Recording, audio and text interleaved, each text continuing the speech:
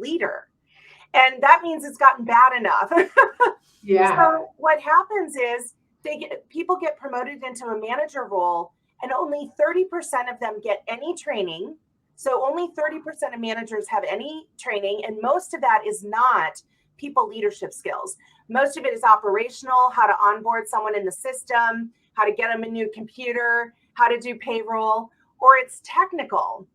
And now we are seeing in technology and in finance and in healthcare in particular, but I would say very prevalent, a lot of people saying, my manager doesn't actually know how to lead people.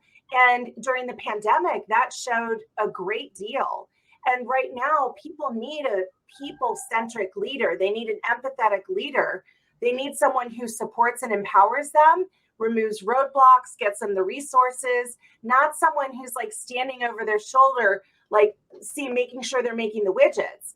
So we are seeing a huge gap here in the US, and it sounds like globally, in terms of first line, second line, middle management, leadership skills. And that's actually part of why inside of my work, we developed a new manager development program called Awesome People Leaders. And it is all micro learnings. It's all mobile enabled. And the idea is like 10 or 15 minutes. You watch a video, you get a download of a marketing collateral kind of piece on a topic. So you can absorb it very quickly, apply it to your work, and then next week do your next 10 to 15 minute lesson. So it works the way our brains work.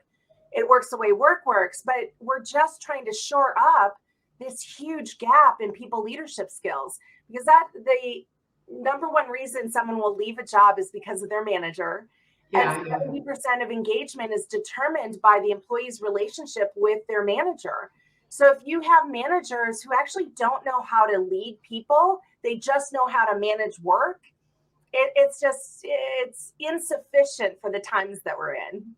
yeah. Like it relates to what we just said, that if you're measured only by your bottom line, and sometimes managers take credit for their employees' work in that case, and if you're measuring only bottom line, nobody would really know what's really going on. And these employees are doing their best. And right now, it feels that they need more empathy from their managers. And it's been like very two hard years for everyone. And you had this the balance between going to work and staying at home and your family life and your hobbies and what you're doing has changed tremendously. And now people are saying, okay, I have these like hours a day. I can commute like half of the time or not. I can like what I decide to do. And I think that it's more than that, because the companies, most of them did not lose money. Most of them who knew how to manage. So Right. if you're doing it without monitoring me here behind my back, behind my shoulder, so why should I come to work and have this like overload of going to work, commuting, everything all at once? Yeah, I mean, it's it is super interesting that when you think about during the pandemic, it became very clear of who creates value for the organization. It was the people who, kept working, whether it was on the front lines and they had to be in person, or the people who very quickly overnight adapted to working from home. And how many companies actually increase their profitability, increase their revenue is pretty crazy. So yeah, in fact, I used to make that trade-off too. I'd be like, okay, it takes me this long to get ready and this long to drive. So if I go into work, I'll split the difference. I'll give half of it to the company and I'll take half of it for myself and my and Yeah, my makes life. sense.